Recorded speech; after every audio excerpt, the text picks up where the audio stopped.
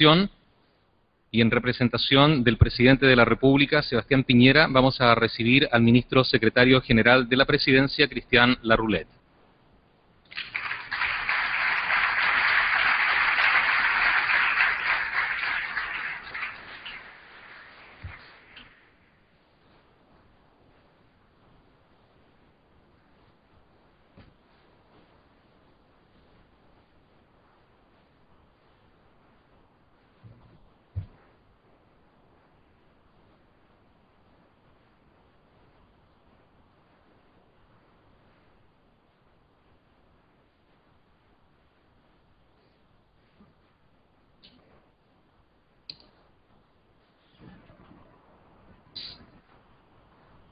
¿Se escucha? Sí. Muy buenas tardes. A nombre del Presidente de la República, que, como todos ustedes saben, está de visita en la región, pero concentrado en Chillán, quiero agradecer la oportunidad de cerrar hoy este encuentro regional de la empresa organizado por IRADE. La verdad es que pude escuchar el último panel, vi el programa entero y sin lugar a dudas me sumo al hecho de que no hay ninguna duda de que ha sido un evento muy interesante que hay que valorar significativamente desde el punto de vista del debate, de pensar el desafío futuro de la región. Hacía mucho tiempo que no venía a la región. Yo soy el ministro de la Presidencia. Ustedes saben que el ministro de la Presidencia, donde viaja toda la semana, es al Paraíso, al Congreso. Y reconozco que para una persona que vino a la región durante 20 años, toda la semana, se echa de menos, y cuando me solicitaron que asistiera al cierre del evento, acepté gozosamente. Y también fue muy interesante el debate que se acaba de producir, porque me permitió saber de las últimas noticias de los candidatos a senadores, a diputados de la región, y encontrarme con una sorpresa, que Cristóbal no la mencionó, pero al abrir las páginas del diario El Sur hoy día, no puedo dejar de mencionar al comienzo de esta exposición de que hay otro candidato a senador aquí en la región que pretende tomar el voto de centro, según lo que él dice aquí.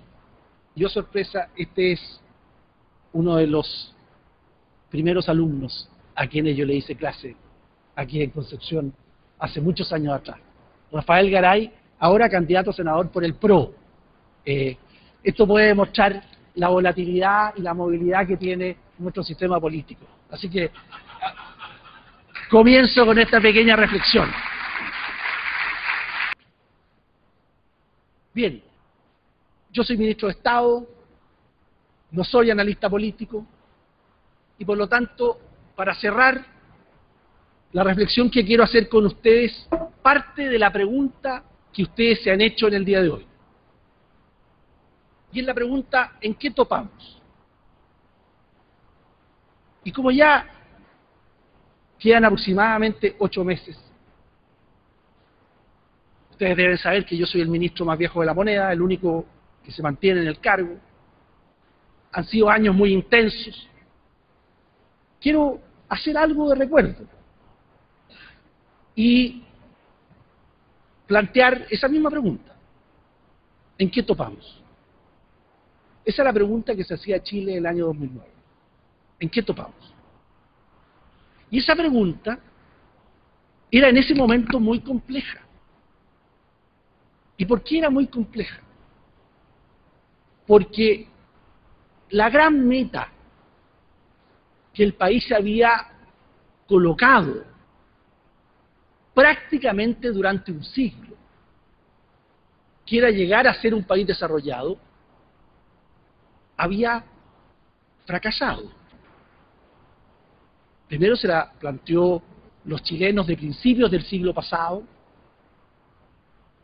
se cambió sustantivamente el modelo económico, el modelo de desarrollo que Chile tenía en el siglo XIX no tiene nada que ver con el que siguió en el siglo XX. En las últimas décadas, quien primero se la planteó fue el presidente Frei, y dijo, podemos llegar a ser país desarrollado alcanzando el ingreso per cápita de España en el año 2010. Esa meta, sin embargo, empezó a desaparecer porque los últimos 2 años del presidente Frei fueron muy malos económicamente. El presidente Lagos se la volvió a plantear para el Bicentenario y también llegamos al año 2009 y no había ninguna opción de ser país desarrollado. Era además extremadamente complejo porque ya el desprestigio de la política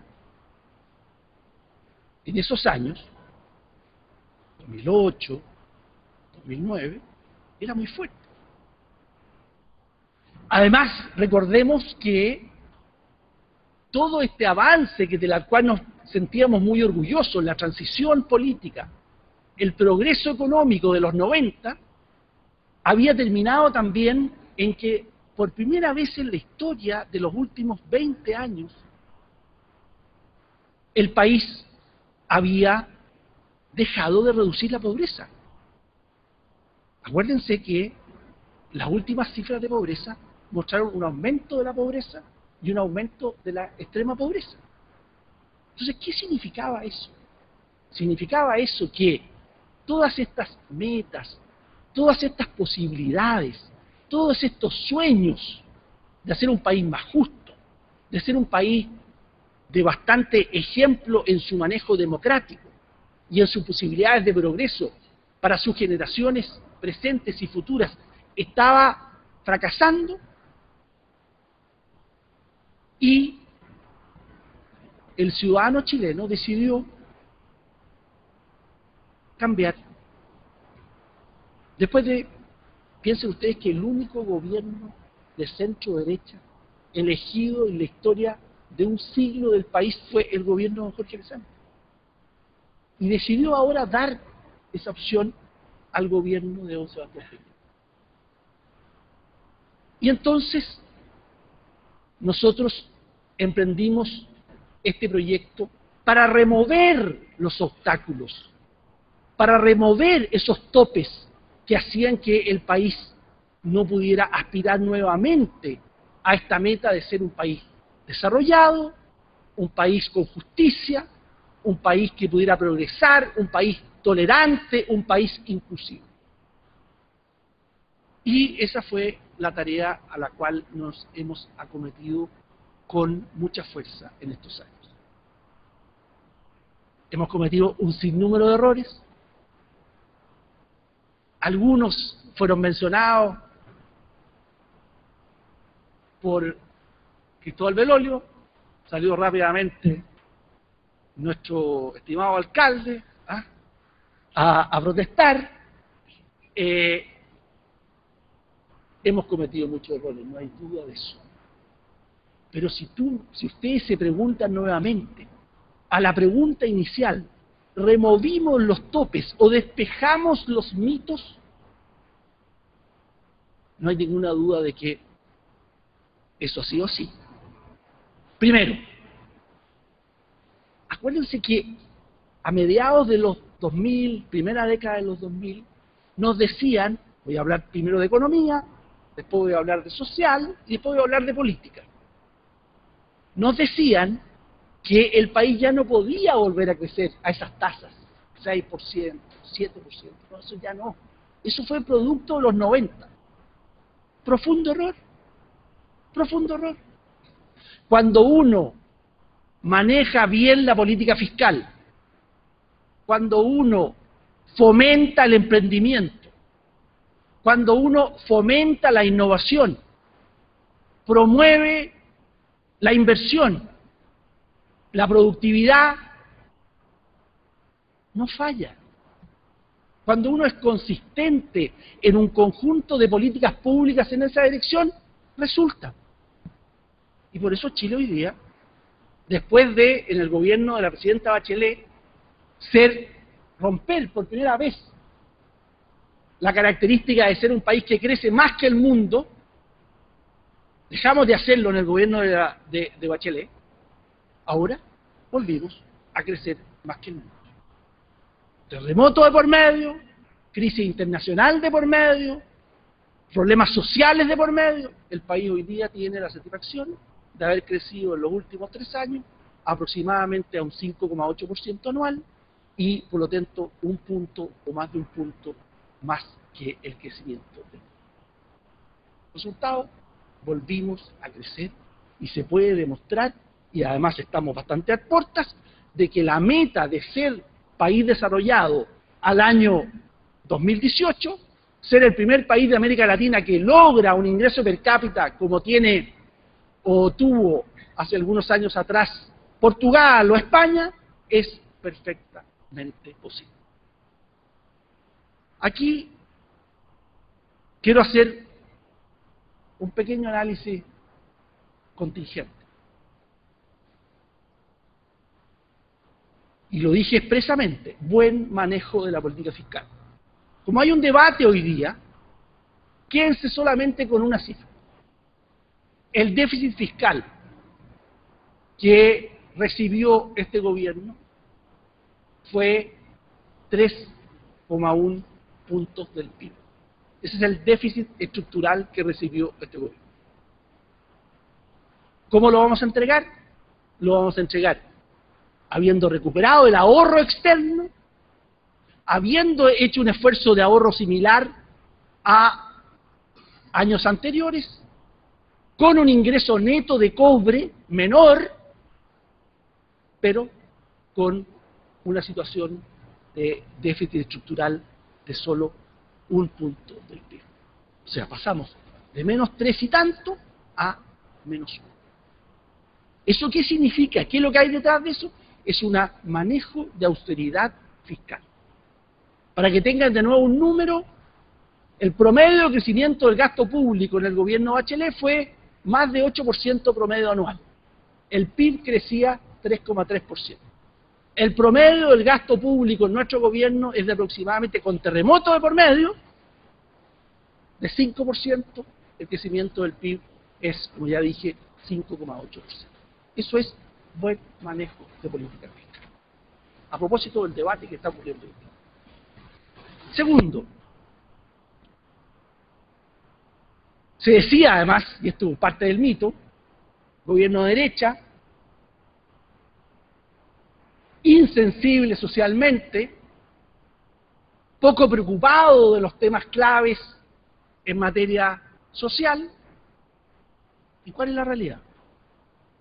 La realidad es que, aplicando políticas correctas, hoy día tenemos una situación en donde la pobreza ha disminuido y en donde, como dijo bien Luis Larraín, en las cifras que son comparables para esta materia, en una serie larga, que son las cifras de la Universidad de Chile, que son las cifras de la encuesta de empleo y ingreso, desgraciadamente solo para el Gran Santiago, para hacer una comparación de 40 años, de 30 años, como lo dijo muy bien Luis Larraín. ¿Qué es lo que muestra? Esas cifras muestran que por primera vez, para ser muy riguroso, por primera vez en aproximadamente 2 décadas empieza a ceder la situación de mala distribución del ingreso que tiene el país. ¿Quiere decir esto que ya estamos a los estándares de los países de la OECD? Por supuesto que no. Pero la clave está en que empiezan a cambiar esas cifras para mejor. Es decir, no solo hemos sido, con el trabajo de todos, capaces de volver a poner en marcha el país en materia de crecimiento, de empleo, de oportunidades, sino que también en materia de mejorar la situación social de la población. No voy a aburrirlos con la cantidad de programas que se han hecho para este fin, pero quizás enfatizar un elemento, o 2 elementos. El primero es la importancia del empleo. La importancia del empleo. si yo quiero hacer esta sociedad una sociedad más justa, el empleo es un elemento fundamental. Y cuando tú además lo haces, especialmente dirigiendo las políticas públicas en favor de la pequeña y la mediana empresa, más te rinde ese empleo. Y por eso es que fíjense que el sector de la población que más ve aumentar los puestos de trabajo y los salarios es el 10% más pobre. Eso es lo que explica, en parte, esta mejoría en la distribución del ingreso. Y lo segundo, la segunda clave es precisamente el tema de la educación. A propósito de la pregunta que hicieron, ¿qué pasa con un gobierno o con un ministro de Hacienda si tiene que escuchar a la ciudadanía? Por supuesto que no.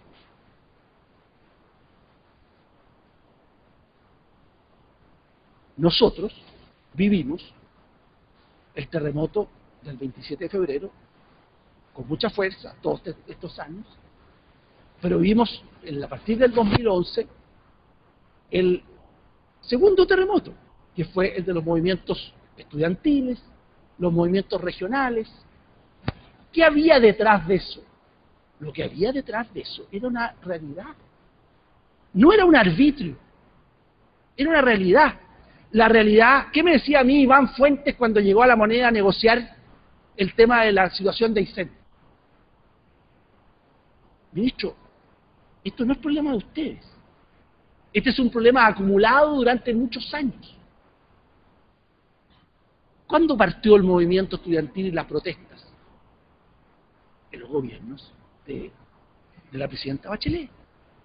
¿Y qué es lo que había detrás de eso? Había una situación social de verdad. Los padres que protestaban y que tocaban las cacerolas en los distintos barrios, especialmente de clase media de todo el país, ¿eran por arbitrariedad? ¿Era solo problema ideológico? No. Había una tasa de interés de un crédito con aval del Estado que tenía tasa de interés muy alta y que además para suplir la diferencia con los aranceles se endeudaban a un crédito de consumo. Esa era la situación que estaba explicando lo profundo. Entonces, obviamente, ¿y qué hicimos nosotros? Teníamos una agenda educacional, pero dijimos, esta agenda tiene un ritmo que no se puede sostener. Lo tenemos que acelerar. Y por eso es que, a propósito de esto, le pusimos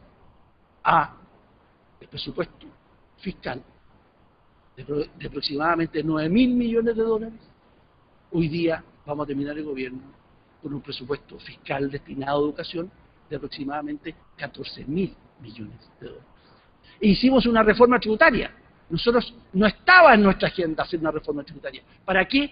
Para sostener eso. Entonces, detrás de esto, obviamente, que es el esfuerzo grande que hemos hecho en materia de mejoría en la calidad y el acceso a la educación, con dos sentidos. Un sentido de enfrentar los problemas para el futuro del país. El mundo hoy día se divide en los países que invierten en conocimiento de aquellos que no lo hacen, y así va a ser por décadas y décadas y décadas. Y lo segundo, porque también si yo quiero hacer a esta sociedad una sociedad más justa, una sociedad más equitativa, la clave está en el acceso de todos los sectores a la educación y a una educación de calidad. Entonces, el segundo tema, el tema de la política social, énfasis en la política social y en sus resultados, ha sido un tema clave para nosotros. Y tercero, política.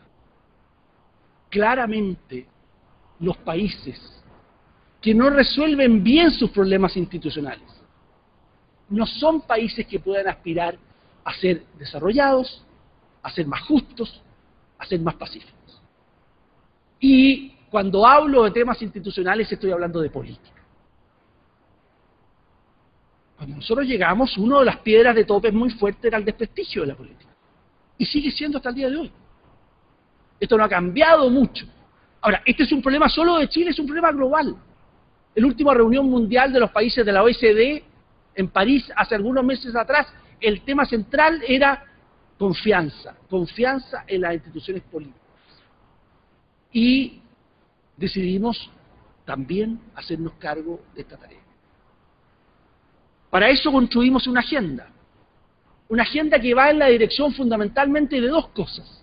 No vamos a recuperar la confianza en la política mientras no abramos más opciones de participación a la ciudadanía y mientras la política no sea mucho más transparente de lo que es hasta el momento. Y por eso, este es un tema muy debatido, la Marta es muy crítica, pero hicimos la inscripción automática. Todos hoy día el mundo mayor de 18 años puede ir a votar. Ya no hay argumento para no ir a votar. La demora de la Junta, que la inscripción, que el horario, etc. Ya no hay argumento. Todos estamos inscritos en los registros electorales. Segundo, el voto voluntario. Esto es lo que es más criticado. Yo soy totalmente un convencido del valor en esta sociedad ahora del voto voluntario. El voto voluntario obliga a quien hace política a acercarse mucho más al ciudadano. Ya no basta la foto con la sonrisa. El ciudadano es un ciudadano empoderado, mucho más educado, mucho más exigente, mucho más informado, con múltiples mecanismos para participar en la sociedad y por lo tanto hay que poner un incentivo al político para estar mucho más cerca de esas preocupaciones y el voto voluntario hace una contribución importante en ese sentido. Tercero, incorporamos las primarias formales, tener institucionalidad para primarias formales. En su primer ejercicio de primarias fue ejemplar, ustedes conocen bien las cifras de participación, incluso mayores, casi el doble de las que son en promedio en los países que tienen una cultura de primarias en el mundo. Cuarto, vamos a ver por primera vez, y esto es muy relevante aquí porque además esta región, líderes en esta región han sido claves en impulsar esta agenda, elegimos por primera vez en forma directa los consejeros regionales en la próxima elección del 17 de noviembre. Este año, como nunca, en un año electoral, los chilenos han tenido la opción de participar en la política. No solamente elecciones presidenciales y parlamentarias, ahora también primarias y también elección de los consejeros regionales. Y así muchas otras, no los voy a aburrir, otras reformas que están en marcha y que antes de que termine este gobierno van a ser aprobadas y que van a significar un aporte también y un cambio sustancial a eliminar topes o restricciones a que el país mejore la capacidad de la política. También, y esto un paréntesis importante, y lo menciono aquí expresamente, también hemos hecho un esfuerzo grande por aumentar la descentralización, la regionalización. Para que tengan de nuevo un dato duro, el presupuesto de las regiones en este gobierno es 50% superior que el que existió en promedio en el gobierno anterior. 50% superior de manejo autónomo por parte de las autoridades regionales, que ahora además en los consejeros regionales van a ser elegidos directamente. Además, obviamente, otras tareas de transferir más competencia, de transferir más responsabilidades, con las cuales estamos luchando hoy día en el Congreso y que también espero con optimismo poderlo sacar antes del 11 de marzo del próximo año. Ese ha sido en esencia el esfuerzo que como gobierno hemos hecho y por supuesto que dentro de un ambiente muy adverso, como ha sido mencionado aquí, afectado especialmente a esta región, como fue el terremoto y el maremoto del 27 de febrero y su proceso de reconstrucción. A mí me gusta hacer miradas históricas de los procesos y no puedo dejar de relacionar esto con el otro gobierno de centro derecha que existió en la historia del país, que fue el gobierno de don Jorge Alessandri.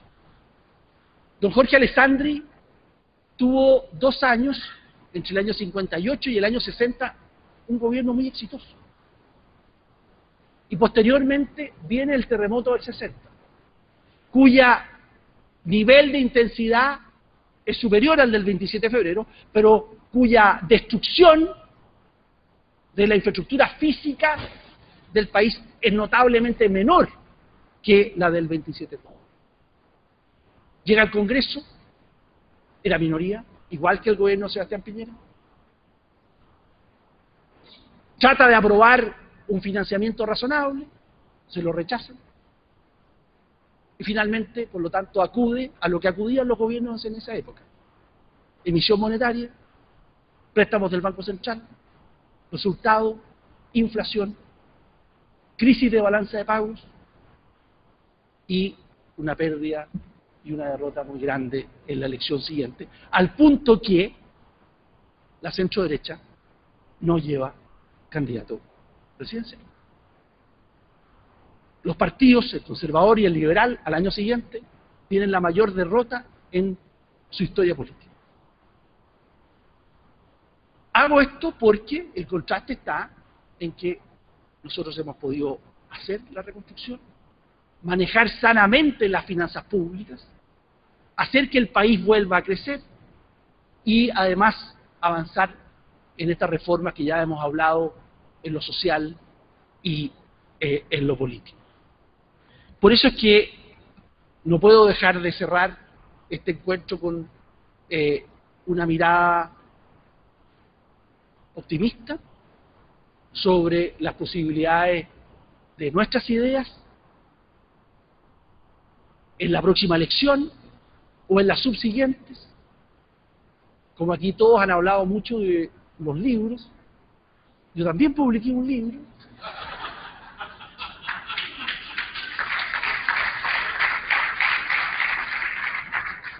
No traje la tapa para poderlo promover, es medio vergonzoso que un ministro ande promoviendo libros. Se llama Chile Camino al Desarrollo.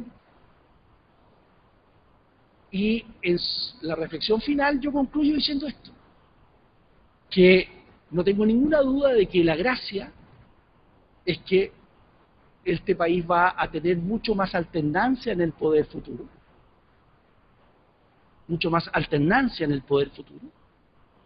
Vamos a ser cada día más parecidos a las democracias más consolidadas, pero a propósito del debate del último tiempo, eso pasa porque sigamos trabajando como lo hemos hecho durante décadas, las últimas décadas, manteniendo el modelo de democracia, de economía social de mercado abierta e integrada al mundo, de preocupación por buenas políticas públicas, porque esa es la fuente del éxito del progreso. Sería completamente de locos el que, después de ser hoy día un país señalado como exitoso por todos los observadores externos del mundo, completamente de loco, después de haber tenido el periodo más largo en la historia de Chile, no hay otro periodo más largo que estos 20 y tantos años de progreso en nuestra historia, no hay otro.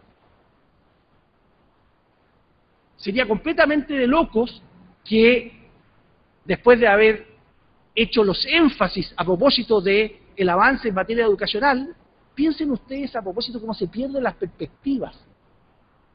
El aumento de la cobertura de educación superior, por ejemplo, que hemos tenido en los últimos 20 y tantos años, que son parte de eso, es el problema que hemos vivido. Pero, como yo digo, esos son los problemas que por último a uno le gustan tener. Imagínense que en este mundo de sociedad del conocimiento nosotros no tuviéramos 50% de cobertura en el grupo etario correspondiente de educación superior. Y esos problemas los tuvimos.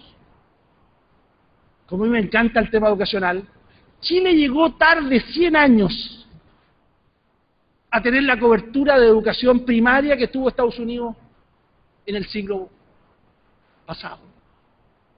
Llegamos 50 años en educación secundaria, tarde. Y ahora, 25, 30 años, poco más, estamos llegando a la cobertura promedio de los países de la OECD de educación superior. Nos falta calidad, nos falta calidad. Nos falta mejorar acceso, nos falta mejorar acceso.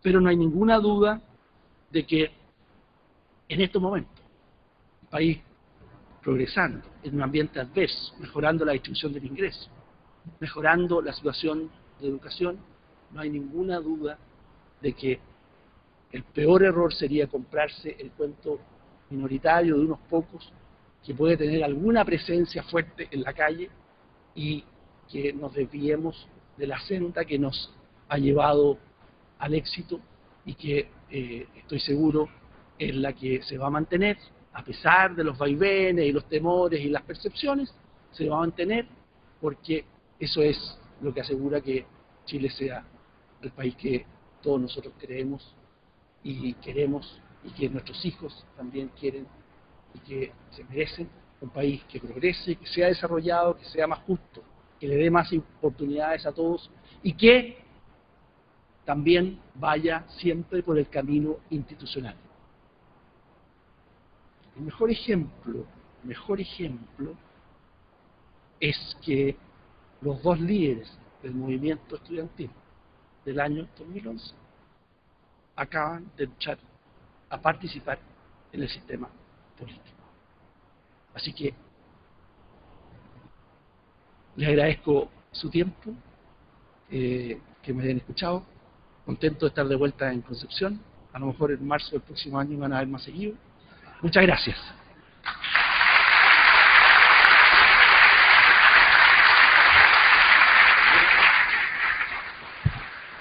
Agradecemos la presencia del ministro Larroulet en el cierre de nuestra actividad. Y así despedimos este encuentro de empresarios de la región del Biobío Herede 2013. Agradecemos a todos los expositores que nos acompañaron esta jornada y también especialmente a ustedes que aceptaron la invitación de IRADE para participar en este encuentro. Nos vemos en Herede 2014. Muchas gracias.